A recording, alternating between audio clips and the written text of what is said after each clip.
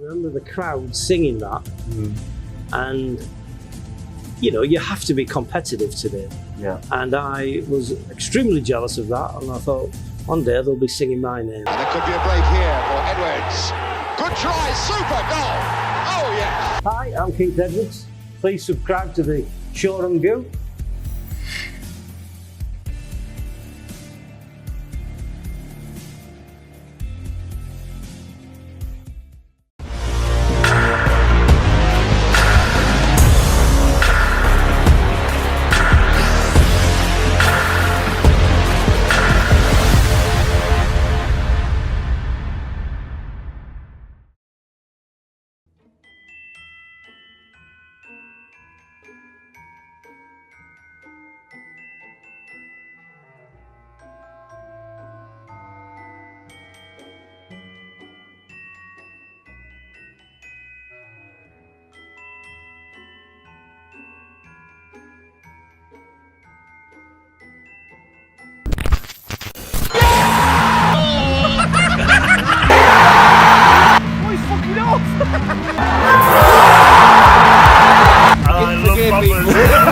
I'll get this sort of service down south of town.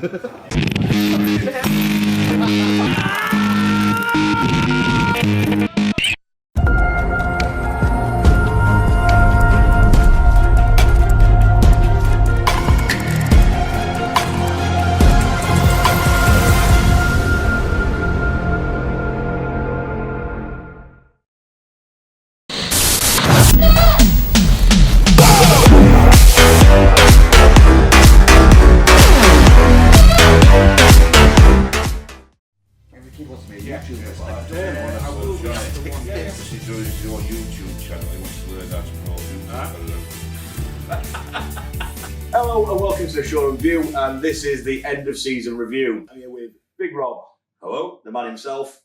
Jono. Hi. And we're filming in Farm Road Club. Jono, great club. Thank you very much. Best in the universe. Best in the universe.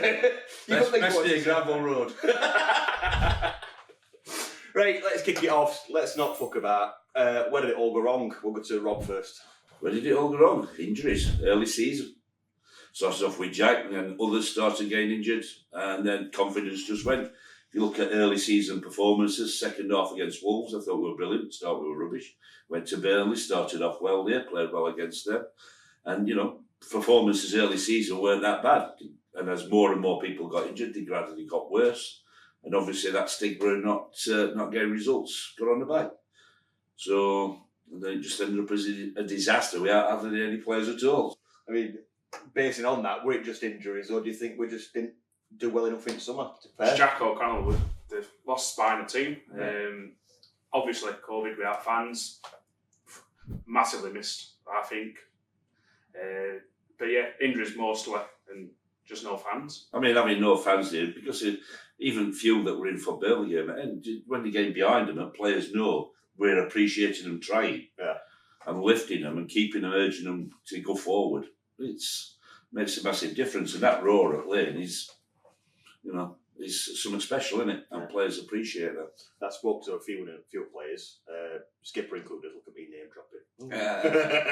But they were saying football friends.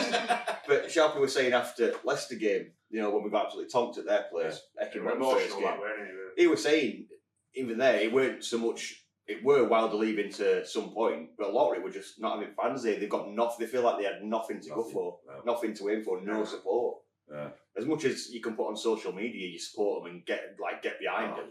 You can't now. No, because on social media, there's as much criticism and the few.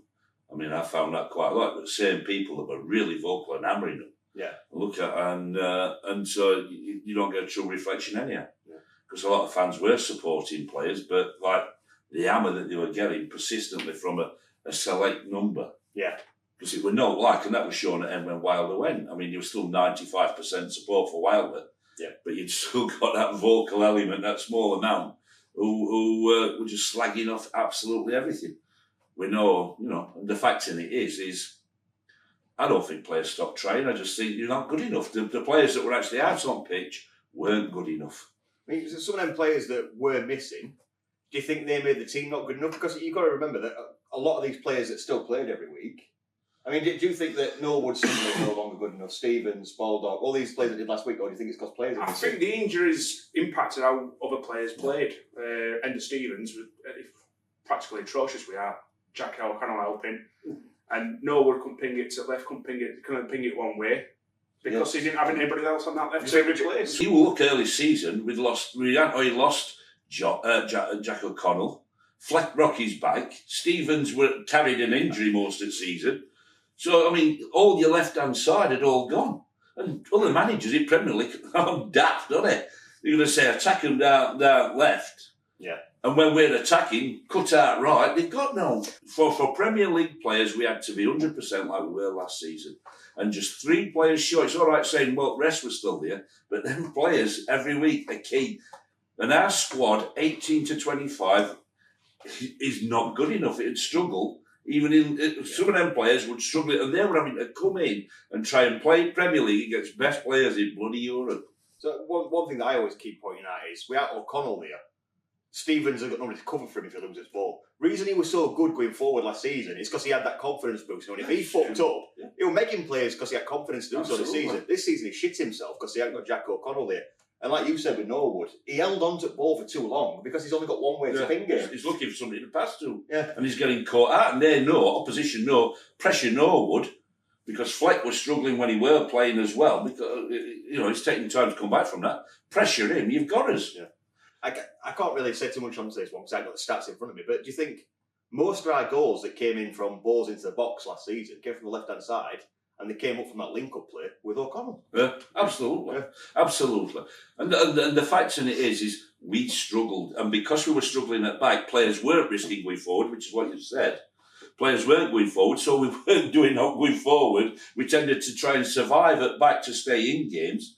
Because whenever we did press forward, boom, 20 seconds later, it was his own net. So we stopped going forward. So it was a culmination of things. It ain't that straightforward. It's like, recruitment with crap and look at this, that. It's a load of bollocks. We were playing against best teams in bleeding world. Best players, some of the best players in the world, best teams in country. And the players that were coming in aren't of that level. What do we make of Recruitment? I mean, you look at it on paper, Wilder's always had it in missed signings. And obviously it were his signings that came in. Do we think he fucked up this season? Or do you just think we didn't have the wages or the resources? I mean, we could argue this all day long. It makes me laugh. I'll let John on go, then I'll come in. You'll come in because it makes me laugh. I'm disappointed with Recruitment, and we all know that the ones that he brought in weren't his first choices. Yeah. I think that was the main thing, but should he have brought in them players? I mean, I was quite excited when Brewster signed. Thought it were a quality signing. It's just some of the signings that he made last season that were brilliant, but this season just didn't seem to turn up for him, or for whatever reason. You've got Mose who can't play 10 minutes a game of football at his age. I mean, that's a strange one, that one, because he was scoring goals for fun at some points last season. Yeah. With like certain other players, were just a purple patch.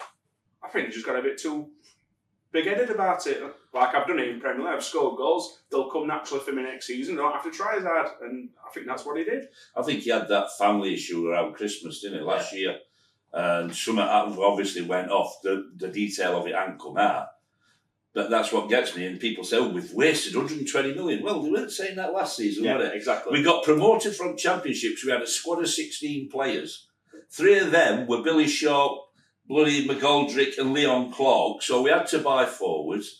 So we bought Mose, we bought McBurney, we bought Robinson. 3 different types of forwards. And to back that up, we bought Freeman and Osborne. Then we were looking at cheap players. Well, we were looking at Jags coming back. And do you think his first choice would have been to buy Rodwell if he'd have had money to buy an experienced Premiership first? No, we were filling places in squad. No, I'm not having that, Rob. He wanted Rodwell. He wanted somebody to push Moose's wheelchair. But the fact in it is so we bought players. So we spent 40 million.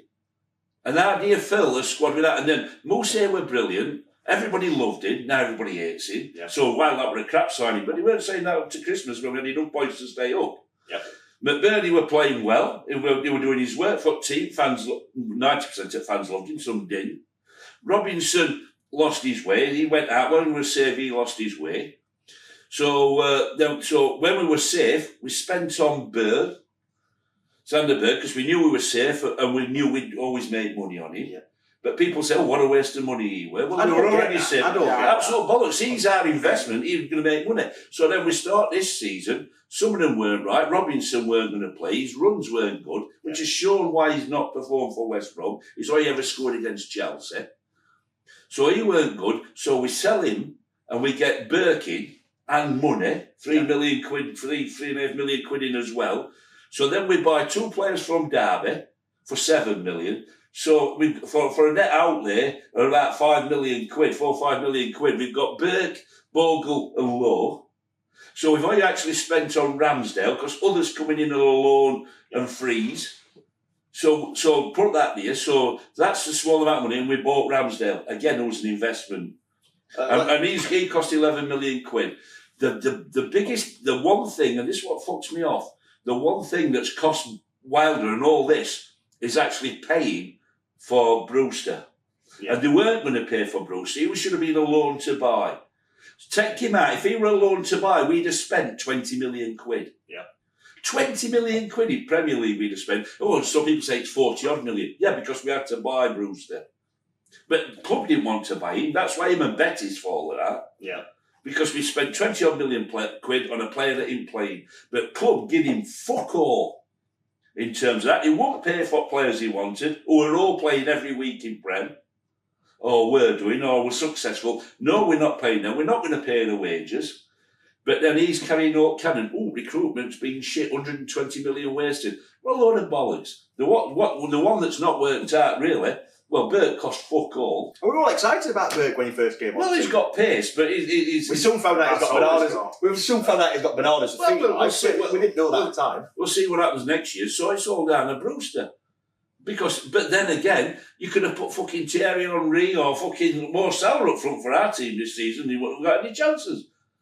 And so his head's gone, and he's not looked the part. Will he next season, if we go attacking again, we play number 10, we link up, I think he'll score goals. He's already scored in championships all out, wouldn't he? Well, exactly. But he needs that service. But when we bought him, that service, though. But when we bought him, he'd scored goals for fun in half a season in championship, which is our market. And anybody who thinks we were going to get an experienced regular goal scorer in Premier League's of living in cloud fucking. I mean, what we're paying Brewster in wages and transfer fee we paid for him.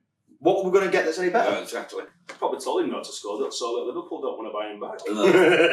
But the recruitment stuff does make me fucking laugh. So we've gone over a few of those now. So with all of the, well, let's not lie about it. With all that Rob's just said, I did a poll earlier today when we were filming this.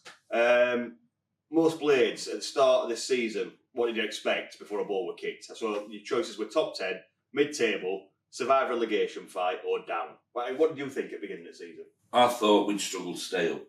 Them players last season did everything they could, but could they perform like that again?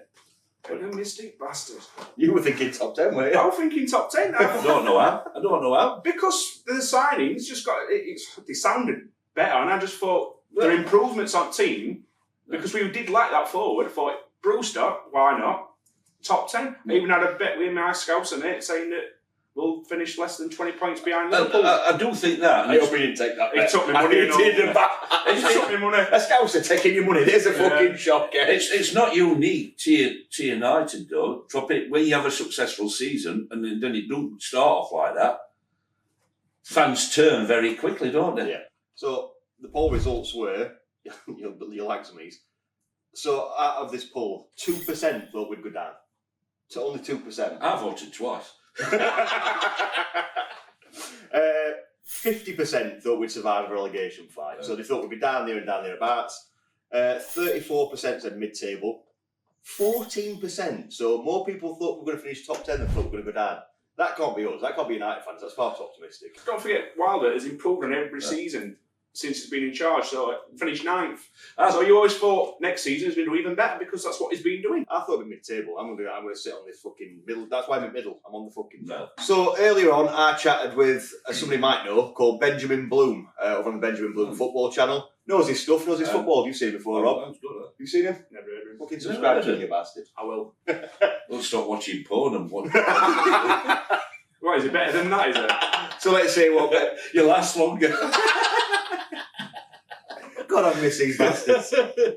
Let's go and hear what Benjamin had to say. What an intro.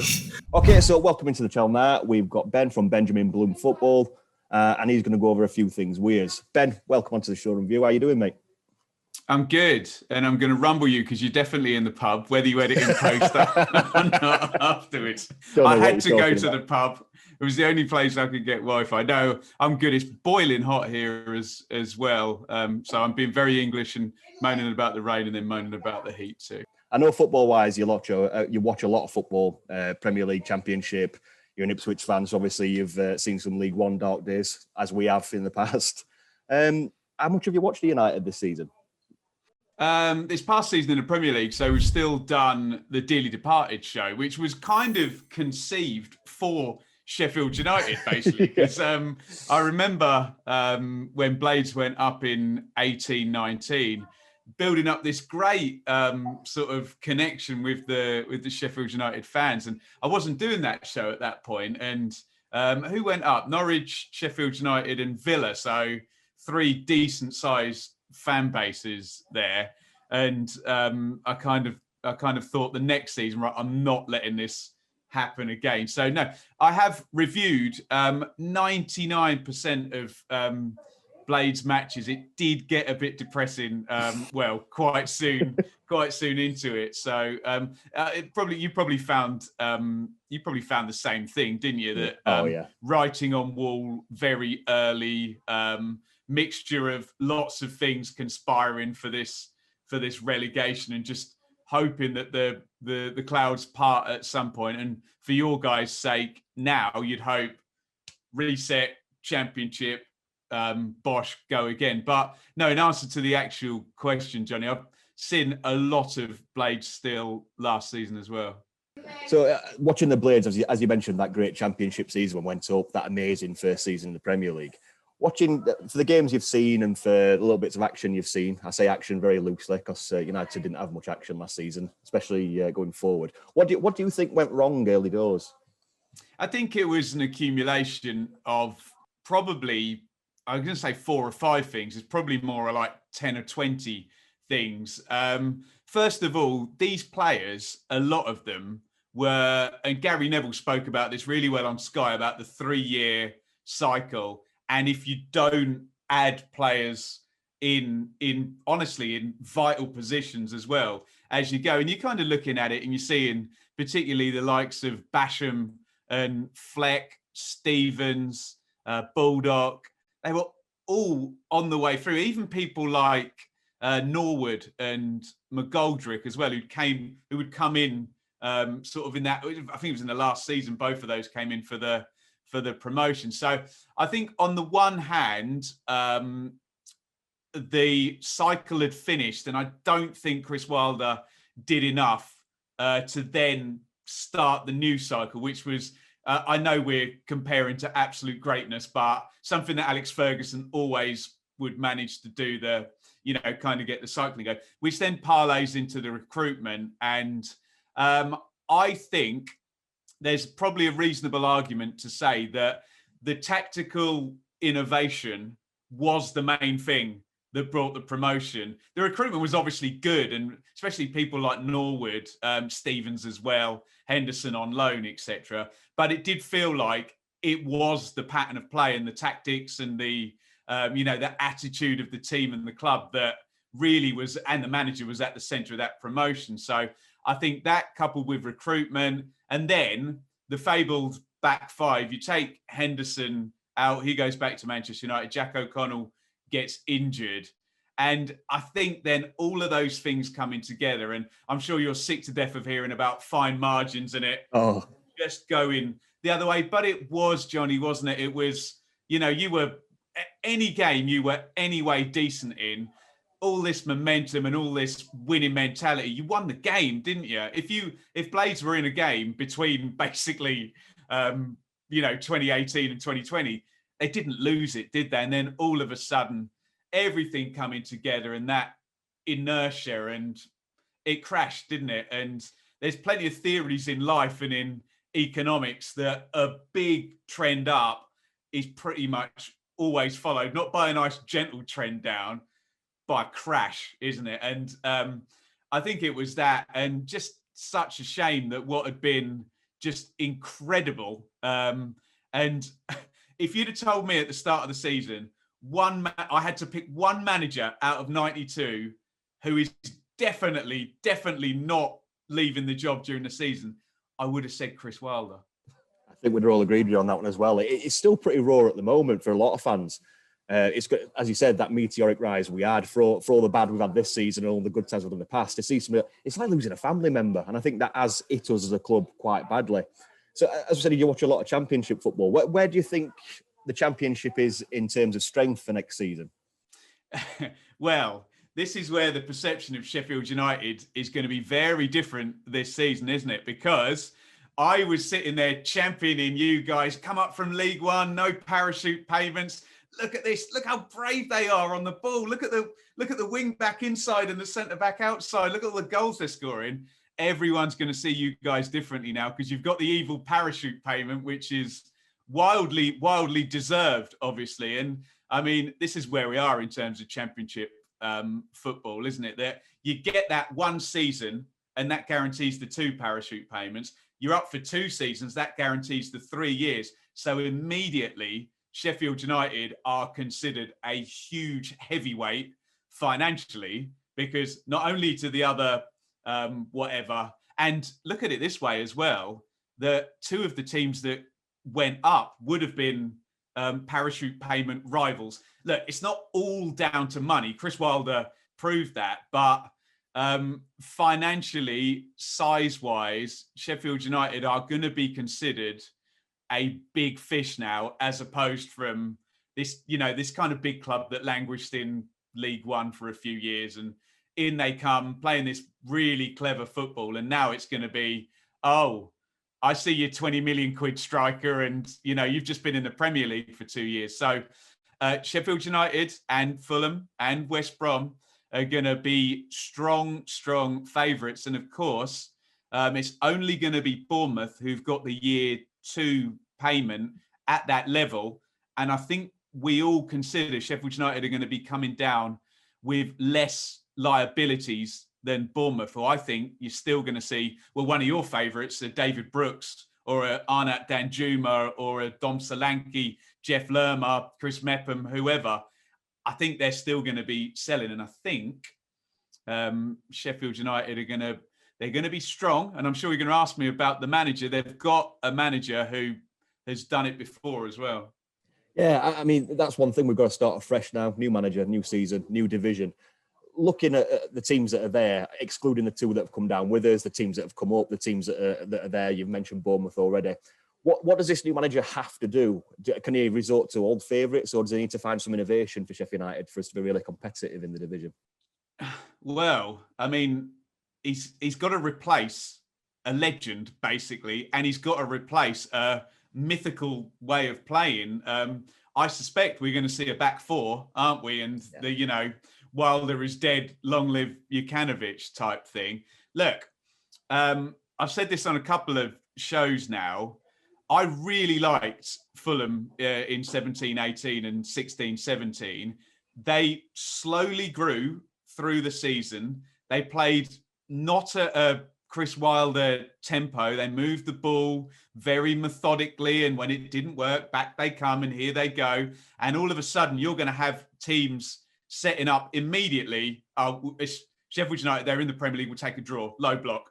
There you go. So I've said this already, and this is a plea to Blades fans. The Get It Forward brigade, stop messing about brigade, are going to have to be patient because both of those seasons, Fulham peaked towards the end, spectacularly so in 17-18 to get that run through into the playoffs. They were really good. He did have Kenny, Mitrovic, Sessegnon, who was fabulous as well. Fredericks down the other side. I mean, you can stop really on Mitrovic as well, because there's your guaranteed promotion normally in the Championship, and I'm sure you're going to be linked with some of these players as well, because they are already. Yeah, there you go. They are his lieutenants. So I think we're going to see 4-2-3-1. I think the football's going to be a bit slower and a bit more patient.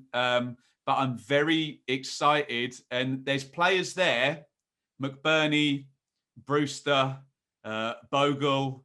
And is someone going to take O'Connell yet after being injured? So there's players who have bossed that division and a manager who has bossed that division, and the broadcast money will be nice and high with the parachute. So the likes of me are going to be adding to the hyperbole and the hype, and expecting that to be the strategy and expecting it to be top 6 bare minimum, you would think. Apart from obviously ourselves and the teams that came down, your Fulham and your West Brom, what teams are left in the Championship? I know the transfer windows are not really coming to full swing, but what teams in the Championship do you think will be, I don't want to say competing with, because I don't want to sound arrogant and sound like we're already going to be up there, but what are the strongest teams we need to look out for in the Championship at the minute? By the way, I'll straight away say it's not arrogance. You've earned the right to be considered favourites by a promotion and all of those things we said. Look at the squad, look at the manager. So don't, if any Blades fan is uncomfortable feeling like a favourite, they shouldn't be. And this is where the club is now. So yeah, that's a backhanded compliment, by the way. I'm not having a pop at Blades fans. Look, it's the Championship. Financially, it's an utter mess. I've got last season's table in front of me. You'd have been very pleased to lose the 3 teams that went up, put it that way, Norwich, Watford, and especially Brentford, because they were a complete nuisance without having the money. And then, what does Swansea do now? Does the manager stay there? Do the loanees that they had were good come back? Bournemouth, as I said, are they going to be loads of sales? How's Woodgate going to get on? Will they even change him?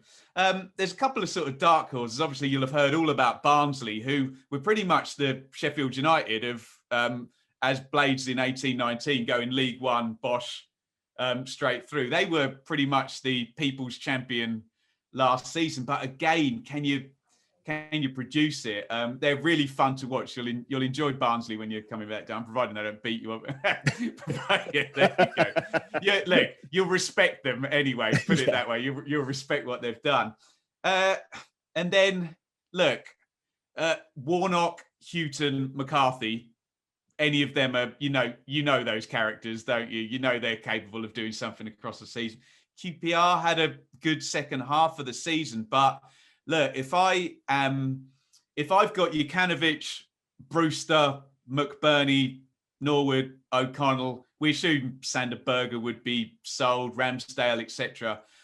I wouldn't be too scared, is all I would say. But someone's going to put together an 85-point season that has not come up in this conversation in the slightest, don't you? It's the Championship. But yeah, I think you guys should just enjoy being favourites when 6 years of League One and Adkins and all of that stuff. Let me ask you though: do you think you're going to be coming up against Wilder though? Because the West Brom link is strong, isn't it? They did say today, I've seen it on the news somewhere, that they think Wilder and West Brom have kind of called off talks. That there might be a bit of a disagreement there. It's local star, so I won't put too much faith in it. But James Shield does actually usually get it quite spot on. There you go. Yeah. So my dreading feeling is that Wilder goes to a club such as a West Brom, because they'll be ones that knock us into playoffs or something daft like that, and we don't go up because of that. And of all the managers to do, we're Colin, Mr. Warnock. Yeah, fair enough. It's all about Warnock, so you can understand it. But to have Wilder do that, I think that'd break a lot of hearts. And yeah, and there's this argument that is Chris Wilder a great football manager, or was he just the perfect Sheffield United manager? I'm itching to find out. I know he did really well with Northampton as well, but you just wonder whether the toothpaste is out of the tube with that now, and can he replicate, just that perfect storm that he had there. But look, you know the Championship. You were lucky to only be in it for 2 seasons and be winning for a lot of it. But yeah, other than those parachute teams and I always say, if you're competent with the parachute money, you don't sack the manager in November and sign 12 players and sell 12 players. Normally, as much as, and this is my message to Blades fans, don't hate the player, hate the game. Do you know what I mean? We often hear fans of teams who've got the financial advantage get very defensive about it. It's not their fault. They went up. It's the system that's broke, and teams like Norwich exploit it very, very well. They save their pennies and they're able to dominate. I just have the feeling if you get Brewster in the Championship on the pitch for 35, 40 games, I think he showed at Swansea, didn't he? I think. Oh God, yeah. It didn't work last season, but look, it wasn't the time to judge a young striker in that circumstance. And I don't think Shearer would have scored many for us last season, if I'm honest with you. No, but fair point. It'd be really, really interesting. And as an Ipswich fan as well, interested to see if McGoldrick's got another decent year, because he's been so good for you guys as well, hasn't he? We'll leave it there. Before you do go, let us know where we can find you on your socials, on YouTube, etc. Yeah, sure. So it's the Benjamin Bloom Football Channel. It's grown a bit, which is great. Thanks in part to Blades fans as well, all sort of subscribing in that good season where we had the good growth.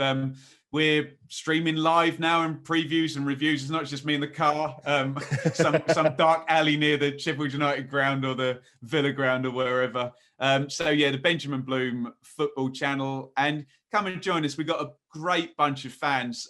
If you want to immediately plug into what's going on in the Championship, get in one of the streams, get in the chat. The other guys will smarten you up pretty quickly as to what's going on. And we try and make it a reasonable place to come and have a chat. None of this nonsense, and we don't mind a little bit of banter, but we'll call it how it is, and you'll certainly be very welcome, Blades fans. Their Twitter at Benjamin Bloom. I'm not very good at Instagram. I sometimes put a picture of my dogs on.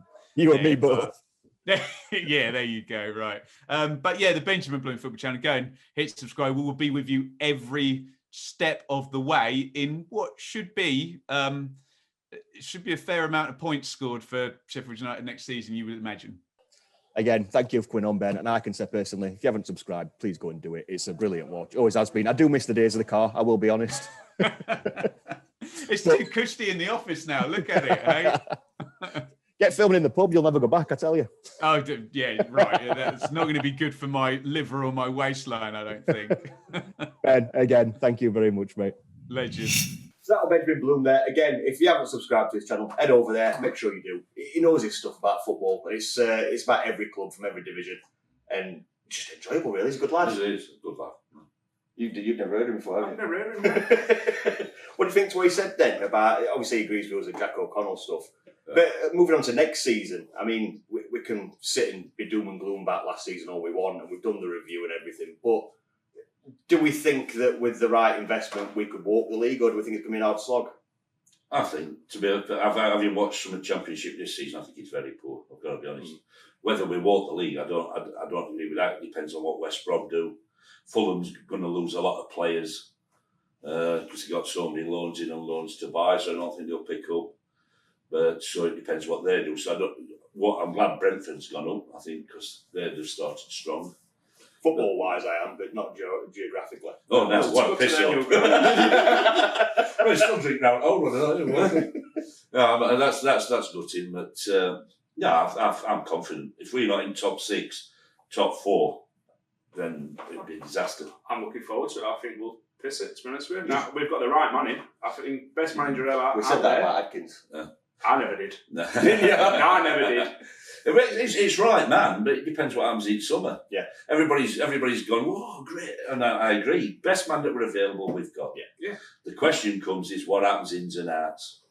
Because if we sell and we don't provide to come in, then I don't think it'll be the same. Like you can say, get rid of Ramsdale, who's going to play? I don't think Ramsdale will go.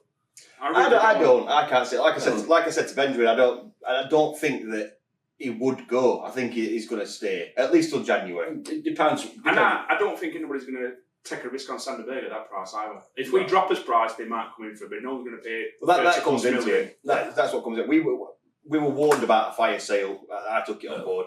I think that now that's gone public, and now that people will be watching out for that, I don't think they can afford to have a fire sale. So the players that will go will be for the right money, and I don't think the offers will be there because No one's going to take a risk on O'Connell until this January. Well, when you're looking at what rumours are at the moment, aren't you? Talking Berg, they say Norwich for Bogle.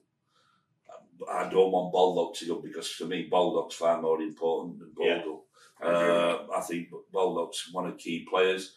We've got Norrington Davis, which they were trying to palm him off to Beershot, which I knew before Wilder even when they were having big arguments about that then. Because they were trying to get him to go to Beershot behind his back. But, so it depends, doesn't it? McBurney's linked with Glasgow Rangers, So... Do we think that maybe... In fact, before we do that, let's pivot back a little bit, because I want to ask this question. Just on to last season again. I'll only mention him this once, because long live the king is dead. If we'd have kept Chris Wilder, do you think we'd have finished on less points, more points, or the same? I just think it's irrelevant, isn't it, really? Playing twats advocate. I would have been about same. Because the players Same available. Players that were available. Yeah. Last 6 games were always easiest games, and that were easiest run of the season, and we won some of them.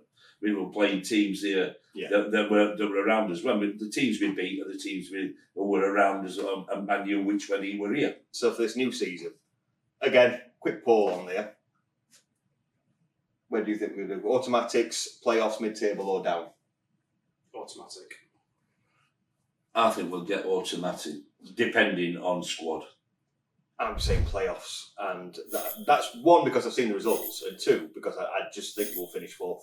I've got this feeling we're going to finish 4th. So we're not getting promoted then? No. Piss off the green man. No, piss up in green man again. A depressing journey. No, this time I'm going to get so pissed I'm going to be asleep all the fucking way home. I'm not doing it again, not for a fucking 3rd time. Dare fall asleep on our coach. You raise a very fair point.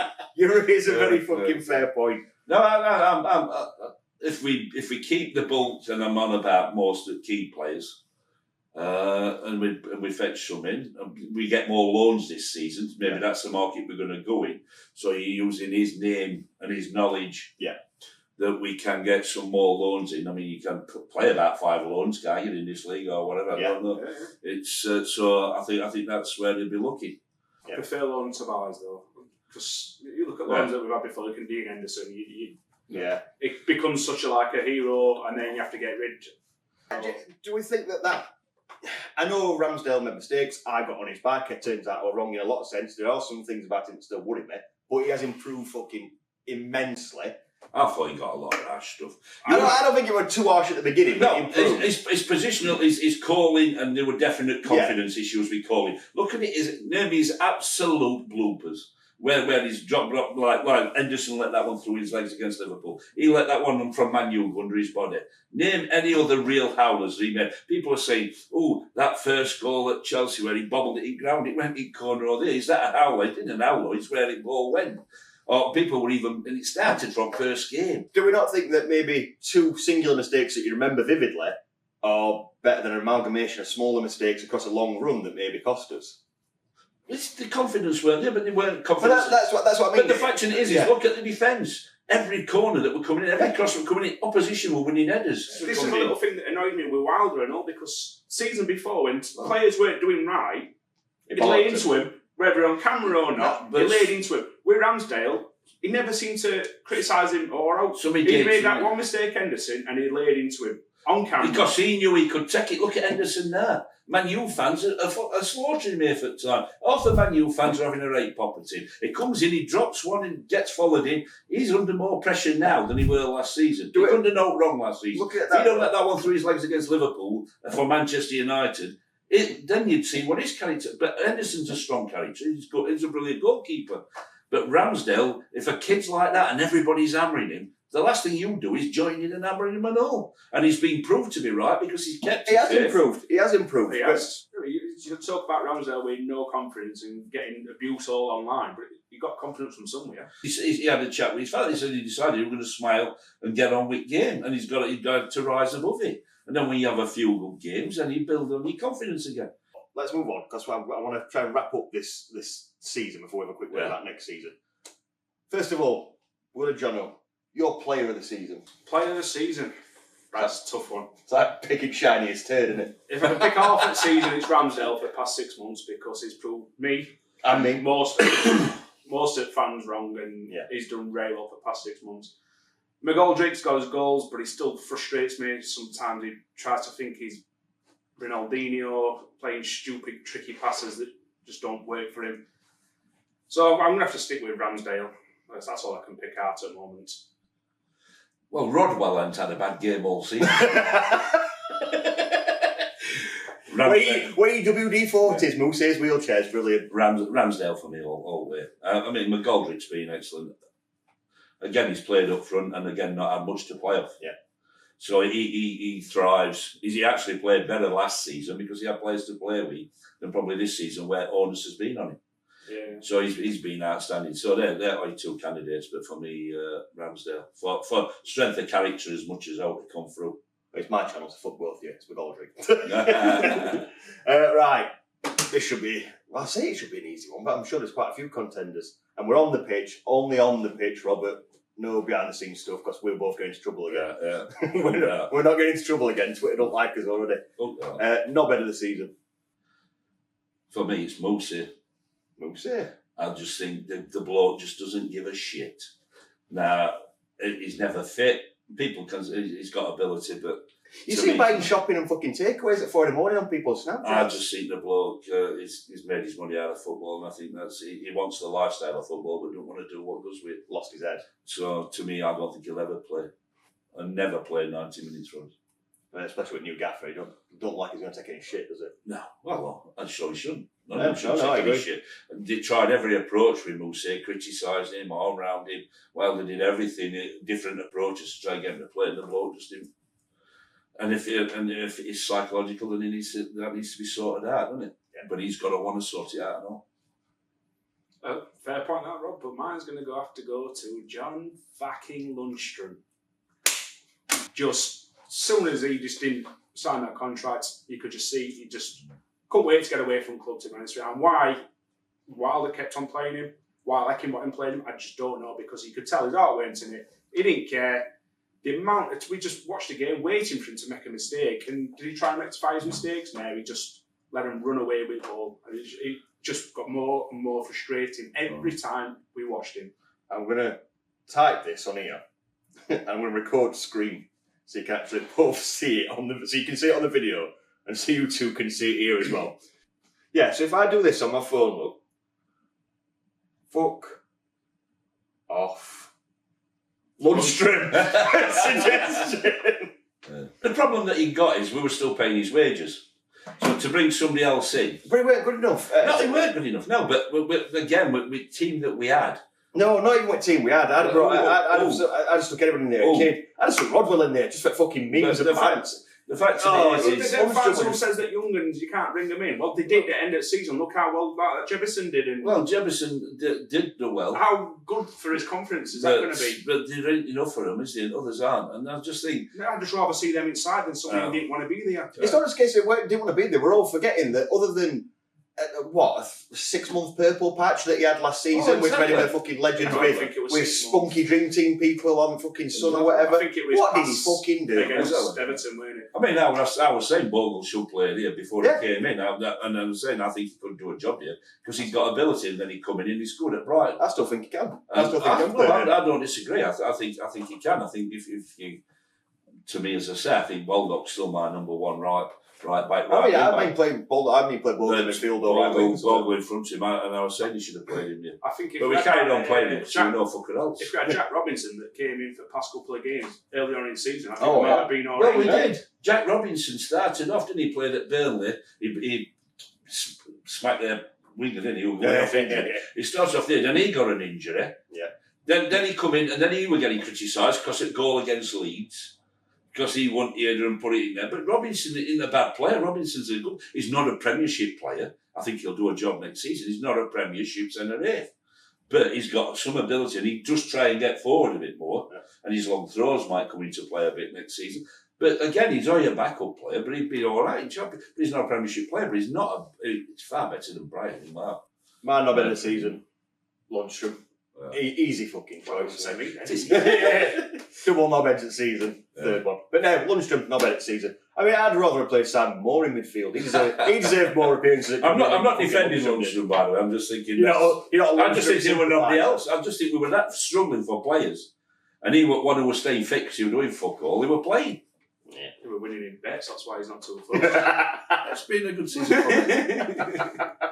Before we move on to next season, let's have a look what a few more Blades fans think. So, this season has been the worst season I've ever enjoyed as a Blade.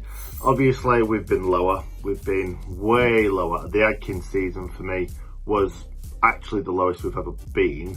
But at the same time, losing so many games in a row, I think it was 17 games before we actually won a game. It was just embarrassing. It was just constant sorrow, if you like. Just watching your team lose 1-0 every week, which what it was for pretty much 2-3 months. It was horrendous. It was awful. There were a couple of times where we could have got our act together. A couple of games where we played better. There were a couple of games where we played well and still lost. Well, more than a couple. But I think it's kind of like the hope that kills you, because we did play quite well at the start of the season. I remember us playing well in patches against Leeds. I remember us playing well in patches against Leicester. There were loads of games where we actually played quite well. The Brighton game away, when we should have won that game and ended the drought. You never know, at that point there could have been a bit of a turnaround, and like I say, that could have happened loads of times this season, but it didn't. And yeah, I think we all expected at some point it would turn around, and it just didn't. And obviously when Chris Wilder left, we all knew that was the end. Excited for next season because of Jokanović coming in. I think if it was anyone else, I probably wouldn't be as excited, because I've heard a lot of the Watford fans talking and the Fulham fans talking about how exciting football is under Jokanović. So yeah, we've got some good times ahead, I'm hoping. And I'm really excited for next season, really, and not just that, it's just the fans being back in the stadium, because it's been such a horrendous time. One, watching the team lose every week, and two, not being there, because we definitely would have been that 12th man if we were there. Anyway, that's it, that's my thoughts, and I'm absolutely buzzing for next season. Well, last season, the less said the better, I think. He says carry on talking. Oh, honestly, what? I think pretty much everything that could have gone wrong did. Let's just go through it. I mean, first of all, before the season even started, what's his name, Jack O'Connell, out with a knee injury for the season. 6 minutes into the season, we were 2-0 down. Never really recovered. It never went up the hill. Honestly, it was just. I mean, you don't need me to say this. It was just hopeless, wasn't it? It's like I was thinking last night. It was like, I know we picked up a bit in January. We had a couple of cup wins against teams in like League One and even like a Bristol City in the Championship. We beat Man U. Some of the few highlights. That was it. That was the highlight. Beating Man U and Jefferson scoring at Everton. But we go forward. We've got Big Slav. I'm actually a bit worried about that appointment, because I think it's almost too good. I think the last time we had an appointment that was this good on paper, it was Nigel Adkins, which is scary a bit. Other things to look forward to: getting back in the ground, which is going to be brilliant. Being able to get tickets to away days, hopefully. So, yeah, it was a woeful season. I'm sort of glad that we couldn't even be in the stands, really. It was hard enough watching at home when you could just turn off straight away at the end. So rather than having to travel to all the grounds. But yeah, looking forward to getting back in the grounds. We've got some young talent coming forward, and we've got Big Slav, and hopefully he's going to bring some great attacking, attractive football back, and bring the good times back as well. Here's my quick review on the absolute shambolic season for Sheffield United. I think it was a difficult season for many, many reasons. Fans not being in as it was for everybody, but I think we've mentioned it enough times, and Wilder, when he was here, mentioned it enough time that the lack of fans in Bramall Lane absolutely killed us, and you saw that towards the back end of last year. Don't want that to be an excuse, because on the pitch we weren't good enough either, and probably off the pitch as well. And I'm a massive Wilder fan, but his signings didn't work, and the players, obviously the injury to Jack O'Connell at the start of the year absolutely killed us. I know a lot of people might say one player don't make a team, but the system we play, it was so fitted to those specific players, and Jack O'Connell getting down that left hand side in the left centre half position, so him getting injured for the season early doors obviously didn't help, I think. Now we know we're looking forward to a championship season. I'm not going to be one of these that say I prefer championship football, but there are definitely aspects I do prefer. The Saturday, Tuesday, the Tuesday night under the lights at Bramall Lane, and Nob Head's a big one. Mike Dean and his clans at refereeing, but I think the officiating in the championship is a bit sketchy at times as well. But no, really looking forward to it. The main reason, obviously, we were pointing Sufc to Jokanović, who I've been looking at the comments from Fulham fans who say you will definitely play the most attacking football in the league, and this Fulham side were described as the Barcelona of the championship. So if we can get somewhere near that, I'm sure he's going to get the likes of Brewster and McBurney firing. I'm expecting a really, really top season for the Blade and playoffs, and maybe even a push for the automatic. That season was not enjoyable at all. If you had told me after the Wolves game, the very first game of the season, that this was really going to be how the entire season was going to play out, Blades playing poorly, a little bit well in patches, bit of bad luck, and just not scoring goals, I could have done something more productive with my season. I could have learnt Spanish. So very disappointing season. Really, really hated it. Probably the worst season in my lifetime, purely because I don't mind losing. I can take losing, but I hate not being able to go to games. Going to games with my dad, that's been my thing since I was a little boy. So being apart from him and not even being able to watch them with him was awful, and that really made the season so much harder to take. It's soulless watching it on TV with no fans in, and I really hope that is something we never need to see again. But onwards and upwards. Next season, the Slavolution starts here. What formation will we play? Probably 3-5-2. But I do think it will be far more attacking, and therefore far more exciting. And the great thing as well, and this is the main thing for me, when we do score goals, we don't need to turn to a monitor and a screen and wait for VAR to confirm if we can celebrate or not. That's massive. That's the main thing I'm looking forward to. New gaffer. No nonsense, man. He's the best out there, what we can get. Some people may not have heard of him. If you didn't, you don't really know football and you haven't been watching for a while, because I think this is a good appointment. Jono? Brilliant. Best one out there. I can't believe we actually paid that money for I thought we were in cheap option all day long. We hacking bottom when he were on shortlist. But it's typical United, and then they signed Jokanović, and I'm looking forward to sexy football. Sexy football? Sexy football. I don't think that's the right accent. It's not Dutch, is it? Got Steve McClaren in it for a minute. He's got Steve McClaren there, and I've got accent. Rob, what do we think of new guy? I think he worked best at that. Most unifying one, I think. There were concerns with others. This fixation we got with Belgium, whether it be top teams or that they were after, but no, I think he's best manager out here that we could have got in. I would have been happy with Blessing. I was about to say, you had a bit of a thing for Blessing. We had this discussion, didn't we? And Raven before, I just looked up a bit at him and bit to you on YouTube. I know, YouTube. You can go on YouTube and see it. You can find notes on YouTube. It wouldn't have been a bad option, I think. They were a lot worse than... I think it were high risk. This is less high risk. I'm not saying it's going to work out, but that would have been high risk. Well, he's already got Watford and Fulham promoted, hasn't he? So yeah, McLaren is still. And he plays. Some, fucking hell, though. He plays some very good football. Do you remember Fulham? Were he gaffer when we had that fucking 5-4? Yeah. But that game.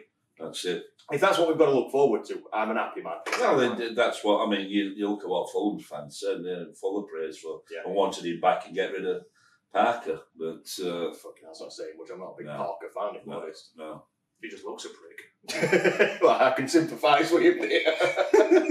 I don't like his clothes. I've got lots that fit like that. Some sizes too small. If we're going to be successful next season, what do we need to do? What changes need to be made? We're probably going to see a new formation, a new system. Is that going to fuck us up, or is it good for us? A number 10, go back to the system that took us up before. I think we've got forwards there. There's a selection of forwards that were better than Championship last time. I just think we need to get somebody who can play that role, Duffy-like role. Will Freeman, I'm not so sure. He seems to have put a bit of weight on his kind of injuries, but he's there, so he'll get a chance at that. But I just think that and hopefully get Jack O'Connell back. But as I said, I think Robinson can do a job in that division. It all depends on that if you keep Egan. If we move to a 4, we move to a 4. I'm flexible on whichever way, but we've got to have a 10 here, so we're getting ball in box more. And I think the standard of opposition that we're playing, I think that we can do that. I'm confident we can do that. Defence is ready-made. Don't think we'll do much with that. It's creativity and scoring goals. Like Rob said, that Duffy role we've missed, haven't we? We need to find a player that's going to make us stop calling it the Duffy role. That's what we need to find. Yeah, it becomes his role. Yeah, exactly. But I love Duffy, didn't I? I know, yeah. He's got that's not against Duffy. Not just for goal against pigs, but mostly that. No, all the way through. Yeah, I love a player that's always looking and moves it. You know, and hopefully he might get them to say, all right, instead of doing 20 passes, let's have a shot every now and again. Yeah. So get somebody in who can. That is what we've missed since he left. Where do we go from here? Because my worry is if we change the system dramatically, so that we've got a ready-made defence. If he goes to a 4 at the back, is that going to hinder us big time? Well, we'll have to see. Like we said, we don't know who's going to be here, so it depends. If Egan went, O'Connell's injury don't recover, and you're left with Basham. Is Basham, can he play in a 4? Yeah. I don't wholly trust him in a 4, to be honest with you. So. A few times though, when we'd been behind in prayer, like last season, when they brought Basham up, then they did have a back 4, didn't they? So a couple of times. So they have played at a back 4 before. Yeah, but even then, but again, it's Premiership midfield coming at you, speed up break. You're like fucking gazelles, aren't they? Because they just move on top of the ground. And it's like me trying to change. No one likes treading water, but when you've got midfield players like quality that's in Premier League, you just glide over ground. You go from one end of the pitch to the other in 10 seconds, don't you? You just. And then you're just treading water. Doomsday Scenario, because Rob loves a Doomsday bet. I love it. 4 games in, no points, and we're playing like shit. What's your message to Blades fans in that kind of situation, Joe? Drink as much as you can. At Farm Road. Nice cheap plug there, mate. Remember League One. Oh yeah. Because if he's coming in, he's got to get it right, hasn't he? They've got to get into the system. It depends what sort of pre-season we're going to have. Just who knows what's that going to pan out like. Hopefully they're all together. And that were a big thing again last season. United, camaraderie amongst players, going out all the time, supporting each other, going on piss in every midweek. All that weren't there. They couldn't even go in. They were having to get in the car straight after training. And that's a big thing when you've got a squad that's built on unity and togetherness. Not just fans, but taking that away from people. Yeah. And so you can get down very easily if you're just leaving training, going home, you sat by yourself. But even after that, you've still got rest. That might have got moves fit if you'd have sat home and done that. Instead of doing that. For clarification, it means eating. We insinuate nothing. So that would be the thing. So you've just got to wait and see what happens, haven't we? Going back to that though, at what stage did we think we are fucked here this season? I mean, I think I gave until about 11, 12 Christmas. games. Christmas. Christmas time. Yeah. First you get it, like after Fulham, Leeds, then games, Villa games. But Villa game is where I still thought we could definitely want to do something because Lord himself missed that fucking penalty, that shit game. And why he took that one? Fuck knows, mate. The whole thing was. But even that, in all that game, because of stupid sending off again and we missed penalty and we'd have been in game. Them early games last season, I thought we were far better than Leeds at Bramall. Well, I don't think we were the worst team in the division. Fulham, we mullered in first day. We should have been 3-0 too. But when you're not winning in them sort of situations, then things start to turn. Yeah. But as football early season weren't disastrously bad at all. I still to this point in the season don't think we were the worst team in the division. I think we were in a false position due to not a false position because points don't lie, but looking at the team and the performances, I don't think we were that bad. We weren't fucking good, but we weren't that bad. Would you have ever thought that we'd have a defence, Ampadu, Jagielka and Brian playing in Premier League? Before my nightmares became a reality, no. But would you ever thought that? No. And do you think all of them players, I mean, he fetched Jags in as backup, but they'd have been, if Wilder had wanted a squad that had them sort of players in and low. Yeah. He had to bring them in to boost numbers up. They ended up playing. And that were my worst nightmare. But at Man U, I think we've just summed up last season. So again, let's switch it back to a positive for a moment. What's the future hold for us? What we got in store next season? Exciting football, prosperity, and a promotion party. Is that what we've got to look forward to? Yeah. Back in boozer, plenty of booze. That's the important part. Good at match. Some bloody good away trips. I want to go to every single away game next season. I want to go to every shit Tuesday night game. I want to go to every shit fucking Wednesday night midweek bollocks in fucking Wales or wherever. I don't give a shit. I want to go to them all. Some away days next season will be excellent. Really will. Not that we'll remember any of them. No, we never know, do we? I want Blackpool on a weekend. We're not going to get it. Tuesday night in February. I'll still book a B&B. Bournemouth a Wednesday night in December. I'll still go. No, I'm going to Fulham, they'll make a midweek game. Oh, good ones, they'll always make. Just don't like us going anyway, having a bit of fun. We're trying to end on a positive note here, Robin. I'm saying we're going to be back in Boozer. We're going to go to away games. We'll get at home games, we'll have a good piss up, and we'll win more games than we have this season. That's my prediction. And I think we'll go. Final thoughts then, Robert? Final thoughts? I just want COVID to end. I want to get back. I just want to be drinking with my mates in pub and seeing everybody. And we'll get promoted. Oh no, it's just fucking sealed doom, man. Jono, final thoughts? Forget last season, move on. Let's have a good season. Just be happy that we're all back at Bramall Lane and pub with friends. So yeah, just look forward. My final thoughts: get Big Slav going. Give him what he wants transfer-wise. Give us the pubs back. Give us his friends back. Give us life back. And we'll give you the vlogs back.